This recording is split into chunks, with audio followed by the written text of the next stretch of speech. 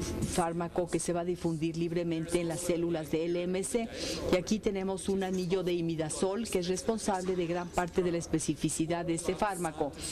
Lo que querían hacer los científicos de Novartis era irlo estrechando hacia el BCR-ABL que estaban inhibiendo en lugar de a una amplia gama de sinasas donde podría haber problemas. Le paso esto al doctor Ayala para que después lo vean si ustedes quieren. Como consecuencia de ello, terminamos teniendo un fármaco como nilotinib, que es mucho más selectivo para ABL en comparación con imatinib y tiene menos efectos sobre KIT y el factor de crecimiento derivado de plaquetas y sus receptores. En mi segunda plática veremos que esto es crucial para nilotinib. Aquí vemos el árbol de las sinasas. Aquí tenemos cientos de diferentes sinasas o quinasas. Las que inhiben nilotinib son únicamente unas cuantas y crucialmente la ABL representa el blanco clave. Mis conclusiones sobre la historia de la LMC es que aun cuando hemos tenido buenos tratamientos antes de los TKIs, no han sido tratamientos selectivos y tenían una toxicidad mayor a los beneficios y no podríamos tener respuestas duraderas. Imatinib revolucionó el tratamiento de la LMC y en la mayoría de los pacientes tiene una toxicidad aceptable y ha mejorado espectacularmente la sobrevida libre de progresión y la sobrevida general. Pero sigue habiendo pacientes cuya enfermedad va a recidivar y va a tener progresión. Ahora tenemos fármacos de segunda generación y en particular nilotinib es un fármaco altamente selectivo, optimizado para BCR-ABL y algo que no mencioné anteriormente es que es activo contra prácticamente todas las mutaciones resistentes a imatinib de BCR-ABL. Ahora quiero darle la palabra a mi colega Pierre Laneuville para que les siga platicando del increíble viaje de esto, a través de estos fármacos. Muchas gracias, muy buenas noches a todos. No soy tan talentoso como mi colega lingüísticamente, por lo tanto voy a empezar en inglés.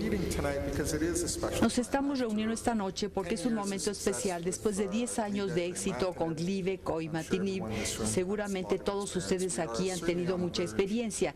Ciertamente estamos a punto de cambiar totalmente nuestro abordaje terapéutico de la enfermedad. Me han pedido que resuma algunos de los datos clave que tenemos acerca del uso de primera línea de los inhibidores de tirosina sinasa de segunda generación. Estamos familiarizados con otros esos actores. A imatinib lo hemos utilizado mucho tiempo y muchos de ustedes conocen bien tanto nilotinib como dasatinib, agentes que hemos tenido disponibles para el rescate de pacientes ya sea resistentes o intolerantes a imatinib. Hay un tercer actor que es bastante prometedor, es bosutinib. Desafortunadamente hay un estudio clínico reciente no exitoso y no queda claro si el fármaco va a llegar al mercado o no. Por lo tanto, voy a enfocarme principalmente en nilotinib y dasatinib. Mi colega ya enfatizó algunas diferencias entre los fármacos. Habló de la diferencia entre la selectividad de imatinib contra nilotinib, donde BCR-ABL es un blanco que alcanza mejor nilotinib. Esta diapositiva nos recuerda que las otras moléculas, dasatinib y bosutinib, son bastante diferentes. No están dirigidas específicamente a BCR-ABL, sino que van dirigidos a una familia de enzimas a las que pertenece BCR-ABL, principalmente a las sarsinasas. Y esta sinasa es miembro de esta familia y BCR-ABL también lo es. Puede haber muchas consecuencias de esto, aunque no tengo tiempo para darles los detalles de esto. Simplemente quiero recordarles que las sarsinasas y varios miembros de su familia participan en la traducción de señales de los linfocitos T. Originalmente, dasatinib se desarrolló como un inmunosupresor.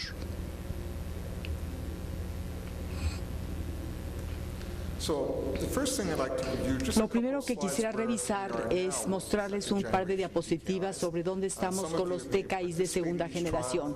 Muchos de ustedes habrán participado en estos estudios. Este es el estudio 2101, tratamiento de segunda línea para pacientes con LMC en fase crónica que eran ya sea resistentes o intolerantes a imatinib. Recuerden que los pacientes en todos estos estudios eran sumamente resistentes pacientes, muchos de ellos habían tenido diagnóstico 5, 6, 7 años antes. En promedio, la mayoría de ellos habían estado expuestos a 600 miligramos o más de imatinib. En el momento estuvimos muy impresionados porque la mayoría de ellos no únicamente tuvieron respuestas hematológicas, sino también tenían respuestas citogenéticas. Por lo tanto, con base en esto, como ustedes saben, la mayoría de nosotros utilizamos nilotinib o dasatinib como segunda línea. Nos dio gusto ver que los pacientes que respondían, la tasa de respuesta era bastante duradera en esta población de pacientes con mal pronóstico. Otra cosa que descubrimos, además de la eficacia como segunda línea, es que es interesante notar que de los pacientes incluidos en el estudio que eran intolerantes a imatinib, como pueden ustedes ver aquí tenemos un grupo que era intolerante y vemos los grados 3 y 4 de eventos adversos. Después de haber cambiado a nilotinib en esta columna, vemos una gran reducción y en algunos casos vemos desaparición completa de los síntomas que los calificaron para entrar al estudio inicialmente. En otras palabras, la mayoría de los pacientes intolerantes a Gleevec toleraron nilotinib muy bien. Entonces tenemos ya un agente que podía rescatar la resistencia, pero también teníamos un agente que era mejor tolerado en términos generales.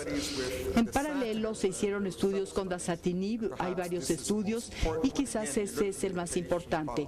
Aquí tenemos una población de pacientes, ya sea resistente o intolerante, y de nuevo esta es una población de pacientes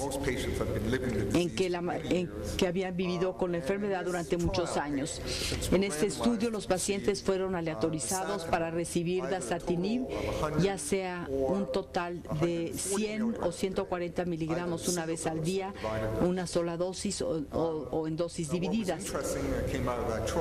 Lo interesante de este estudio es que no se observaron diferencias en el desenlace de los pacientes a partir del esquema de dosificación que recibieron. La principal diferencia fue que la toxicidad era más pequeña para la dosificación con dosis única y se estableció que 100 miligramos era la dosis preferida.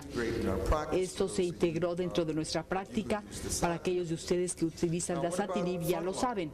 ¿Qué podemos decir de primera línea? Los estudios de segunda línea fueron alentadores y los fabricantes del fármaco se sintieron animados para explorar la primera línea. Los primeros estudios fueron con un solo grupo, el estudio italiano de Gimema, el de MD Anderson en Estados Unidos.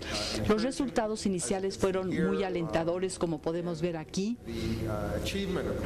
El logro de respuesta citogenética completa ocurrió en más del 90% y se acercó casi al 100% de los pacientes y observamos un alto nivel de logro de respuesta molecular mayor. Ciertamente esto alentó a llevar a cabo estudios aleatorizados, porque los estudios de un solo grupo no reemplazan los estudios aleatorizados. El primero a que me voy a recibir es el estudio en STEND, en que nilotinib se comparó con imatinib. El grupo, la dosis convencional fue de 400 miligramos dos veces al día de imatinib, una vez al día de imatinib, y hubo otros dos grupos de nilotinib. Este estudio se diseñó para ver si la dosis más baja de nilotinib, 300 miligramos al día, era igualmente buena que 400 miligramos dos veces al día. El objetivo clínico primario fue la respuesta molecular mayor a los 12 meses. A los 12 meses, y es importante enfatizar la diferencia entre las palabras a los 12 meses o alrededor de los 12 meses. Esto significa que a los 12 meses la respuesta que tenía el paciente era la manera en que se calificó, se registró a los pacientes. La diferencia es que si uno había logrado el objetivo clínico más tempranamente a los 6 meses, pero a los 12 meses se había perdido la respuesta, de todos modos se consideraba en el otro estudio como un resultado positivo.